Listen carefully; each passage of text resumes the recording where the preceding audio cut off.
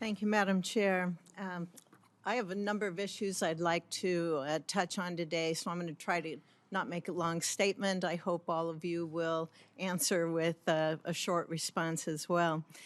Secretary Austin, Section 1262 of last year's NDAA required that both the Departments of Defense and State submit a comprehensive report on the bilateral access agreements to Congress. These are the agreements with overflight, basing agreements, agreements for logistics support or refueling support. And that report's due in a couple weeks. Will it be on time? It will. Great. How many planned cooperative security locations, forward operating locations, or fuel support points require access agreements that currently do not exist? Well, there are, as you know, a number of agreements that we continue to pursue. And of course, when the need arises, when an operation is being conducted, no matter what, even if we have agreements, we'll have to go back in to that country and request those rights. We've done some things recently to increase the locations that we're operating with our allies and partners in the region. For example, the Philippines is a good example of that. We continue to work with countries like Japan and Australia to make sure that we can rotate forces in and out in Australia, for example. And so we are making significant progress. It would be really helpful to have those agreements in place before they're needed, correct? That's correct. Yeah, thank you for the work you're doing on that. Secretary Blinken, are you coordinating with the Department of Defense on these agreements? Absolutely. Thank you. Secretary Raimondo, when you were before the CJS subcommittee, I brought up, and we had a discussion over rip and replace being an emergency that we have to be aware of with the Huawei that's installed and being able to have that funded.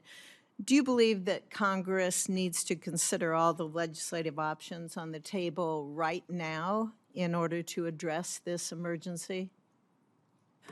I certainly believe it poses a national security risk. Huawei remains in American networks, including near military bases, and I think that Congress should fully fund the FCC's rip and replace program. Okay, thank you. I'm going to quote Senator Kennedy. I happen to have a bill for that. And I hope my colleagues will consider that. Senator Hickenlooper and I have been working on a bill, and hopefully we can use some of those unobligated COVID-19 funds to fill that gap that exists there. Secretary Austin, I appreciate the prior discussions we've had about the department's fiscal year 2024 budget request and how it addresses munitions production issues that we are facing in this country. And I agree that the current request is a step in the right direction.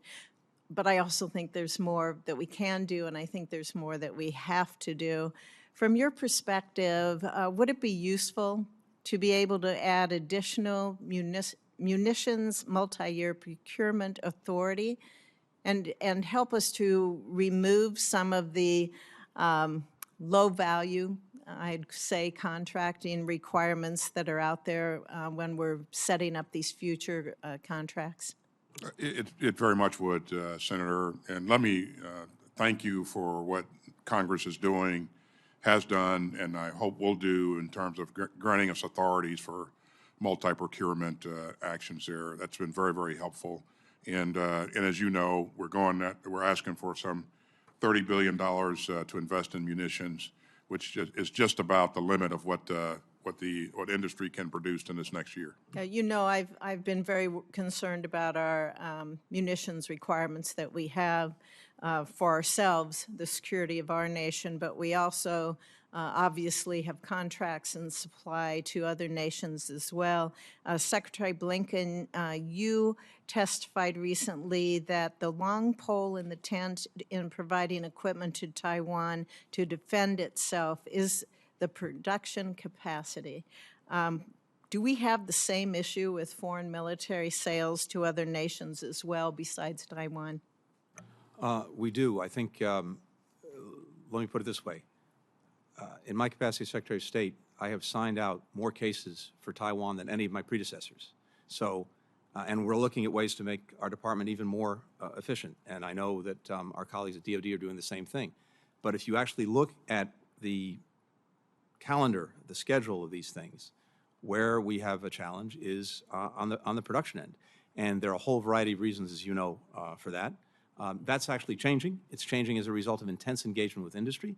It's changing as a result of the fact that, in part because of Ukraine and the Russian aggression, there is a growing demand around the world that is getting production lines that had been dormant moving again. But unfortunately, it's not flipping a light switch. But we're intensely focused on that, and the Secretary of Defense obviously is doing this every day. Thank you. Thank you, Madam Chair.